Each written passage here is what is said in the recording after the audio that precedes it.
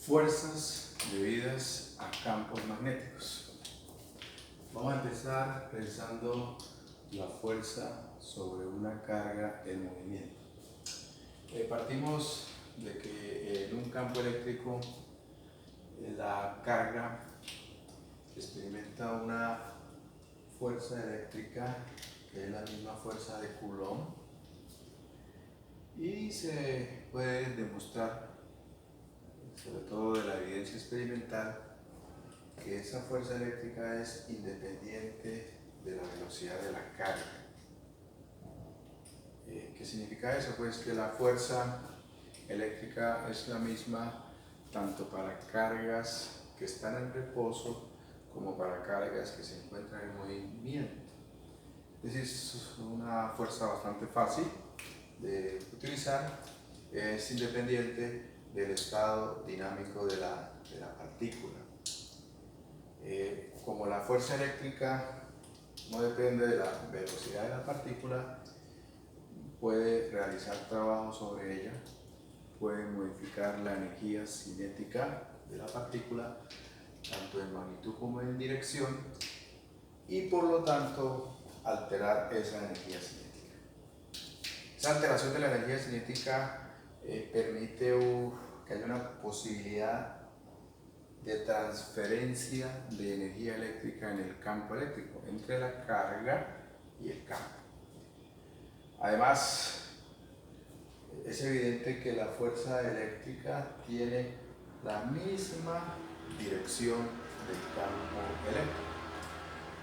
La carga se mueve con una velocidad en un campo eléctrico.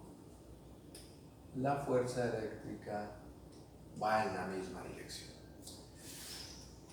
En los experimentos, cuando aparece un campo magnético y la carga se encuentra en movimiento por una determinada velocidad, la carga exhibe o experimenta una fuerza de una naturaleza completamente diferente a la fuerza eléctrica, es la fuerza magnética. Y al final la carga va a experimentar una fuerza neta total resultante que va a estar compuesta por una componente de fuerza eléctrica más una componente de fuerza magnética. El experimento sugiere, o se puede concluir del experimento, que la fuerza magnética es proporcional a la magnitud de la carga, la magnitud de la velocidad con que se mueve, la magnitud del campo eléctrico donde se mueve la carga, y al seno de un ángulo θ que se evalúa entre los vectores velocidad con que se mueve la carga, densidad de flujo magnético en donde se está moviendo la carga. La fuerza magnética, finalmente, teniendo en cuenta coeficientes de proporcionalidad en el sistema internacional, conduce a esta expresión QV por el seno de θ, en donde en términos matemáticos se puede compactar a través de esta expresión. La fuerza magnética es igual a QU cruz B, un producto a través de un producto vectorial. Habrá que seguir recordando las características de los productos vectoriales. No es conmutativo, por lo que es fundamental para determinar la dirección. Analizando esa expresión y de sus hechos experimentales, hay que recalcar que la fuerza magnética siempre va a depender de la velocidad de la carga. La carga está en reposo, la carga no se mueve, pues simplemente no hay fuerza magnética, aún que se encuentre en presencia del campo magnético. La dirección de la fuerza magnética es simultáneamente perpendicular tanto a la velocidad con que ella se mueve como al campo magnético en donde ella está. Es el resultado del comportamiento físico caracterizado por el producto vectorial. Entonces, yo tengo por acá una carga carga más Q. Ella se mueve con esta velocidad en presencia de líneas de campo de esta forma. Pintamos en el tablero, hacemos que el vector B y el vector U pertenezcan a un mismo plano. Aplicamos la regla de la mano derecha, viajando desde el vector U al vector B, del primero de los vectores al segundo de los vectores, a través del ángulo θ, el menor entre los dos vectores, el ángulo θ más pequeño, y normal al plano, tenemos la fuerza magnética. Simultáneamente perpendicular a la velocidad como al campo, simultáneamente perpendicular a las dos cantidades. Por lo que si la fuerza magnética es perpendicular tanto a una cantidad como a la otra, a las dos, la velocidad, por un lado, perpendicular a la velocidad con que se mueve, perpendicular al campo con que se mueve, particularmente con respecto al desplazamiento, pues no se va a realizar trabajo. No se realiza trabajo, no se puede modificar la energía cinética de la carga, ni en velocidad, ni en dirección, ni en magnitud, por lo que la transferencia energética entre el campo magnético y la carga no se puede efectuar. Esas particularidades hacen que haya que tenerse mucho cuidado con el manejo de la fuerza magnética, a diferencia del manejo de la fuerza eléctrica.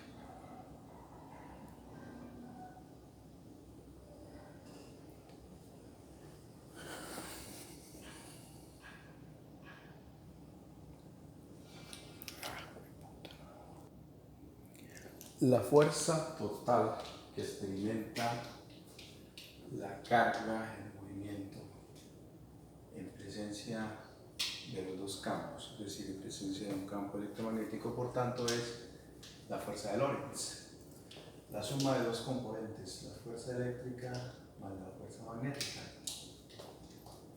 que normalmente se escribe factorizando la carga de esta forma. Una carga se mueve con una velocidad U. La carga tiene una masa y este movimiento se hace en un campo electromagnético.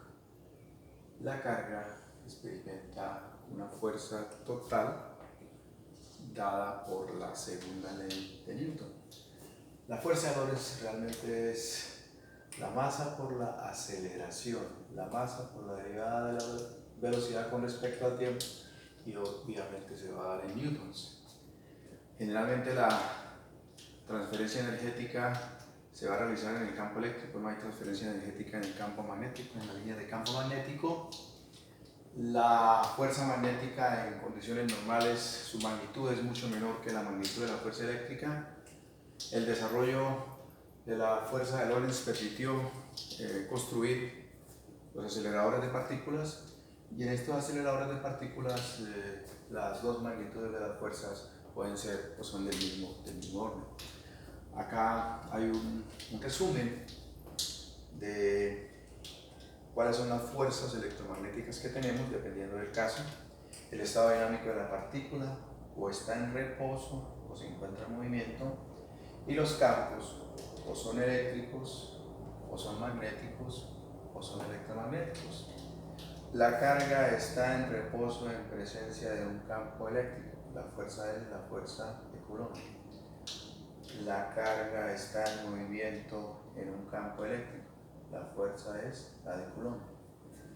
La carga está en reposo en un campo magnético. no se experimenta fuerza de ninguna naturaleza. La carga está en movimiento en presencia de un campo magnético. Se experimenta la fuerza magnética. La carga está en reposo. El campo es electromagnético. La carga experimenta una fuerza que es la fuerza de Coulomb, o la fuerza eléctrica únicamente. Y finalmente, la carga está en movimiento, el campo es electromagnético, habrá que enfrentarse a la fuerza de Lorentz, una fuerza electromagnética. De la definición de la fuerza para una carga en movimiento, vamos a pasar a mirar cuál sería la fuerza sobre un elemento con corriente. Las cargas en movimiento son corrientes. En términos ingenieriles nos interesa más el comportamiento de los cuerpos macroscópicos. Un conductor que lleva corriente es un conductor que tiene cargas en movimiento. Desde afuera, visto el efecto de ese conductor con corriente, que es fuente de campo eléctrico, sobre otro conductor también con corriente, que a su vez es fuente de campo magnético. Meterse al interior del conductor implicaría revisar comportamientos de cargas contra cargas, una tarea interesante, un poco alejada de nuestro objeto, por lo que cómo la fuerza magnética la llevamos a corriente es lo que viene ahora. Entonces vamos a suponer que hay un volumen muy pequeño, sin embargo al interior hay muchas cargas caracterizadas por una densidad volumétrica de carga. Todas se mueven, la velocidad con que se mueven es uniforme en un campo magnético. La fuerza magnética vamos a expresarla en términos diferenciales para el diferencial de carga que se mueve con una velocidad constante en el campo. La carga, recuerden, a través de la densidad volumétrica de carga, ρ sub v por dv, la reemplazamos en la expresión original de la fuerza magnética, ρ sub v dv u cruz v. Pero reconocemos que ρ sub v por u es la densidad de corriente de convección. Y tenemos una expresión para la fuerza, ya no en función de la carga, sino en función de la corriente. Ahora, como dependiendo de elementos sobre todo de cercanía, de simetría, podría reconocerse que I de V podría ser visto como un KdS o como un JdV, o al contrario, aparecen otras dos expresiones para la fuerza magnética en forma diferencial, una para la carga expresada en términos de la densidad superficial de carga y otra para la corriente filamentaria. Si se hacen las integrales completas, pues tenemos para cada caso, para la densidad de corriente volumétrica una forma, para la densidad de corriente superficial una segunda forma, y para la corriente filamentaria la forma posiblemente la más común para nosotros. Recuerden que la fuerza la ejerce el elemento con corriente sobre otro cuerpo. El elemento con corriente es el que origina el campo. La fuerza no se ejerce desde el elemento con corriente que la origina sobre él mismo. Se ejerce sobre otro cuerpo. Para un campo magnético uniforme y para un filamento con corriente, probablemente un filamento recto, lo más seguro, pues la integral puede reemplazarse. La fuerza es igual a IL cruz B, más sencillo. La magnitud de esa fuerza magnética, la magnitud de la densidad del flujo eléctrico, la corriente, la longitud del filamento y el seno de teta. Teta, el ángulo que se origina entre el filamento con corriente y el campo magnético. Una tercera situación interesante corresponde a la fuerza entre dos filamentos con corriente. Una trayectoria cerrada que lleva una corriente en presencia de un campo magnético, pues hemos dicho que hay una fuerza magnética que experimenta ese filamento con corriente debido al campo. ¿Quién origina el campo? En este momento no podemos definir. Ahora, supongamos que hay dos alambres con corriente. Corriente 1, corriente 2, separados una distancia. Eso va a definir lo que se va a conocer como la interacción magnética entre dos corrientes. Interacción magnética que va a depender fundamentalmente de dos parámetros. Uno, qué tan separadas están las dos corrientes, los dos filamentos con corriente, y otro, qué tan grande es la magnitud de esas corrientes. Por ahora vamos a tratarlo en términos de las fuerzas. Bueno, entonces, si la corriente 1 es fuente de campo magnético, esa corriente 1 originará unas líneas de campo magnético. Si quitamos la corriente de la izquierda, el esquema nos queda exactamente el mismo, por lo que la fuerza magnética maneja el mismo esquema, I de L cruz B, a través de sus índices. Entonces, vamos a decir que B1,2, ya el campo es originado, sabemos que él origina, es el campo magnético enlazado en la trayectoria de I2 por la corriente de I1. ¿Qué significa eso? Que en cada uno de los puntos y en todos los puntos por donde circula la corriente 2, tenemos un campo magnético que lo ha originado la corriente 1. Por eso decimos, se enlazan campos en la trayectoria de la corriente 2 por el campo de la corriente 1.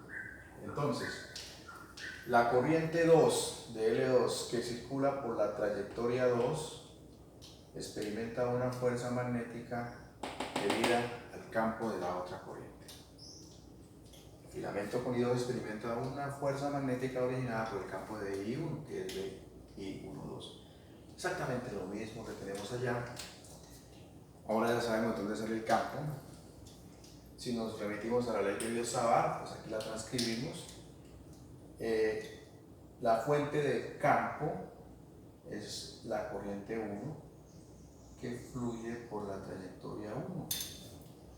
Y los puntos son más allá de ella. ¿Cuáles nos interesan? Todos los puntos que enlacen la trayectoria de la corriente 2. Si reemplazamos 2 en 1, las juntamos, teniendo en cuenta que μ sub 0, I sub 1, I sub 2 y 4pi son constantes, entonces respetando el orden en el producto vectorial, nos queda que de L2, que va primero, cruz, B1, de L1 cruz a su R1 sobre R12 al cuadrado, nos proporciona la fuerza entre dos filamentos con corriente. A menudo se le conoce como la fuerza de Ørsted-Ampère. Como cualquier fuerza, cumple con la tercera ley de Newton, aplica, es decir, el principio de acción y reacción. Usted encuentra la fuerza de 1 sobre 2, tiene la fuerza de la corriente 2 sobre la corriente 1, pero con signo contrario. También hay fuerzas de atracción y fuerzas de repulsión.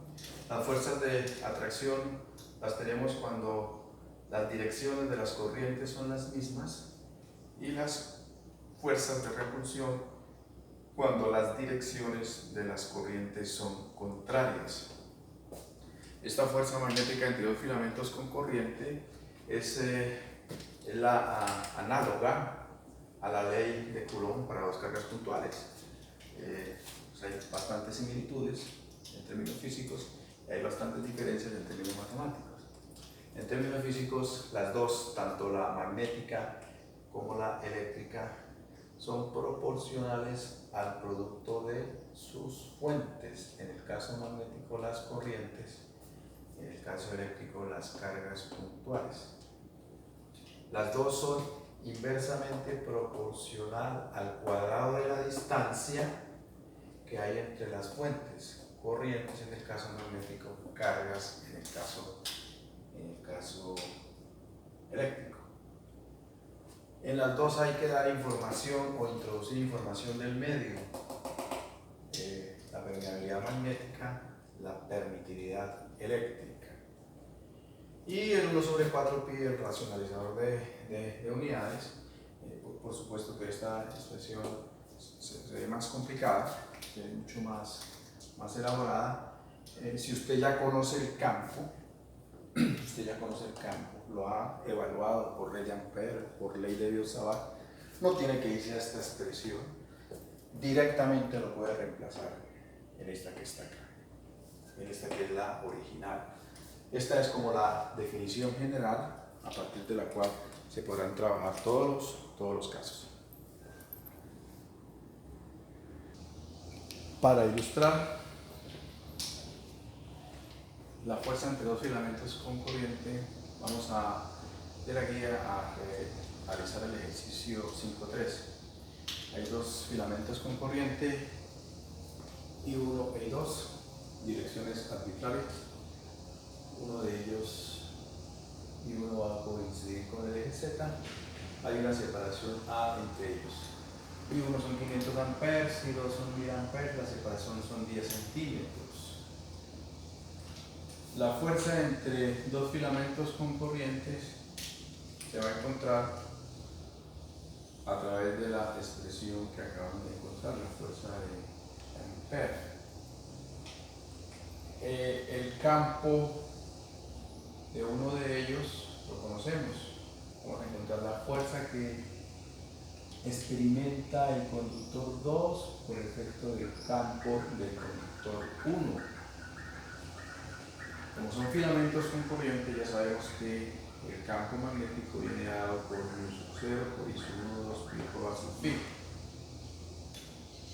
Son líneas que, si aplicamos la regla de la mano derecha, son círculos, líneas cerradas, de las cuales me interesan particularmente unas. Estas, en donde el radio es A, constante. Y usted las puede subir o las puede bajar a lo largo de 1 metro de longitud.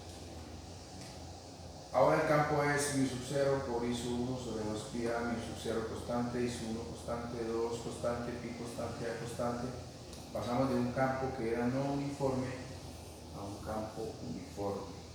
Por lo que la expresión matemáticamente se puede facilitar, se puede flexibilizar. La fuerza de 1 sobre 2 es IL2 plus B12. Tenemos el desarrollo, 1 metro de longitud, 1 metro a lo largo de I1, I2L2, I2 A sub Z. μ0 por I1 por I2 A sub Z cruz A sub phi, respetando el orden del producto vectorial sobre 2 pi A, sería nuestra fuerza magnética, reemplazando μ0 por 4 pi por 10 a la menos 7, la corriente 1 por 500 amperes, la corriente 2 por 1000 amperes, el 2 pi que es el de las unidades, racionalizador, y los centímetros pasados a metros, revisando el producto vectorial A sub Z cruz A sub phi, sentido contrario al derecho, por lo tanto signo negativo menos A sub rho, tenemos la fuerza de 1 sobre 2, la fuerza magnética que experimenta el conductor 2 debido al campo del conductor 1. Es una fuerza de atracción. La pregunta realmente del ejercicio es la magnitud, por lo tanto la magnitud 1 newton por metro de longitud. Además del concepto magnético de fuerza, se necesita otro concepto, que es el del torque. Vamos a partir de la definición de la fuerza magnética para el filamento, como la parte básica. Cambiar el orden de los dos vectores en el producto vectorial implica un signo negativo. Si asumimos que el campo magnético es uniforme, se puede sacar ese campo por fuera de la integral. Y en el curso de matemáticas se puede demostrar que una integral de trayectoria cerrada siempre es igual a cero. ¿Eso qué significa? Que si yo tengo un campo magnético uniforme aplicado a una trayectoria cerrada, la fuerza magnética sobre esa trayectoria cerrada siempre va a ser hacia cero.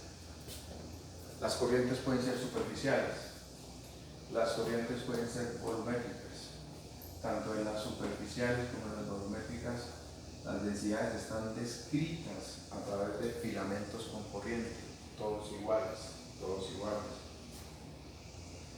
Implica para que haya corriente que estén cerrados.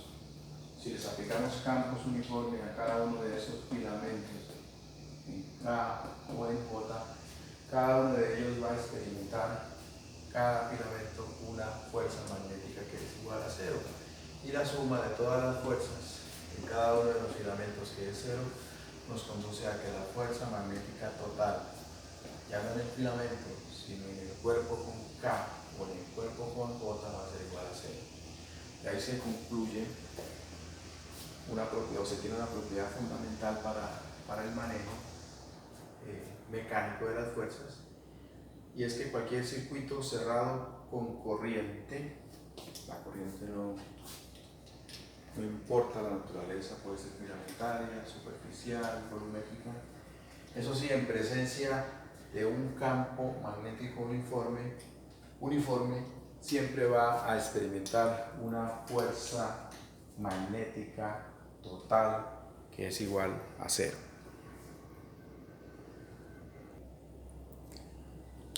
Normalmente la fuerza, aunque la fuerza total sea igual a cero, el torque podría ser diferente de cero. Hay que investigarlo. Este torque de la fuerza también se le conoce como momento de la fuerza o par de torsión o torca, y se va a utilizar en nuestro caso en dos situaciones muy diferentes. Una a nivel microscópico para comprender la naturaleza de los materiales magnéticos, y investigando cómo es que los electrones, que son cargas, que son partículas que están girando, se mueven y dan unas características a unas sustancias. O en una aplicación macroscópica para la investigación de los comportamientos rotacionales de los motores y de los generadores. El torque se representa por T, R plus F, newtons por metro. Hay toda una información de sus cursos de mecánica, no se va a cambiar nada, por supuesto que no. Vamos a tener en cuenta dos elementos fundamentales para evaluar el torque. Uno es el origen para la torca, que lo vamos a representar por P. Otro es el punto de aplicación de la fuerza, que lo vamos a representar por U. P, origen para la torca, U, punto de aplicación de la fuerza. Y vamos a definir entre P y Q un vector R, brazo de palanca vectorial, o simplemente la palanca. Igual que en el manejo de las cantidades con productos vectoriales, tener bastante cuidado con el manejo del producto no es conmutativo. Por ejemplo, la magnitud R F por el seno de teta, donde el ángulo teta es el ángulo comprendido entre el ángulo entre el vector R y el vector F. Todas las propiedades mecánicas que usted conoce las puede utilizar, nos interesa particularmente una.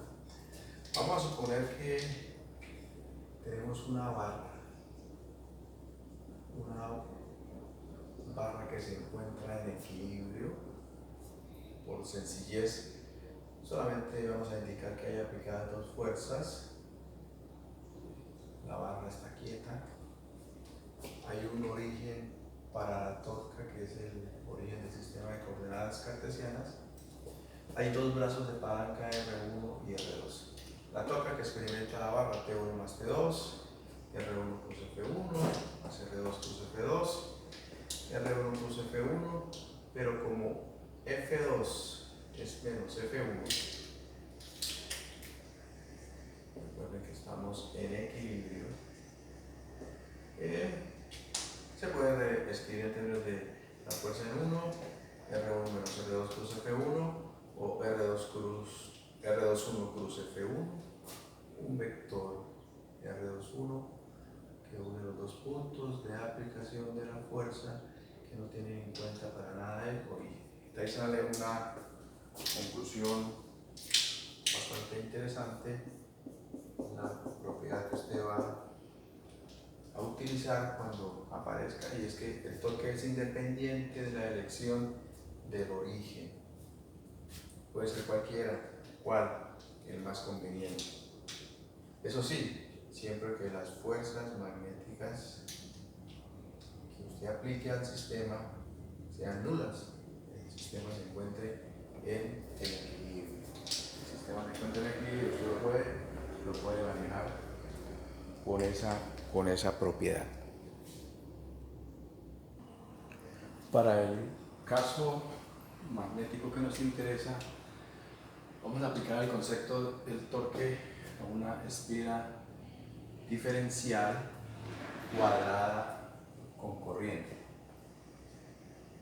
Lados de X, de Y, centrada en el origen, es cuadrada, está en el plano Z igual a 0, y a una corriente como está indicada acá, y en un campo magnético general, con sus tres componentes. El torque lo definimos como la suma de las componentes de los torques diferenciales en cada uno de los cuatro lados. En el lado 1, aplicando la definición R1 cruz de F1 y la fuerza I de L1 cruz B. En el lado 1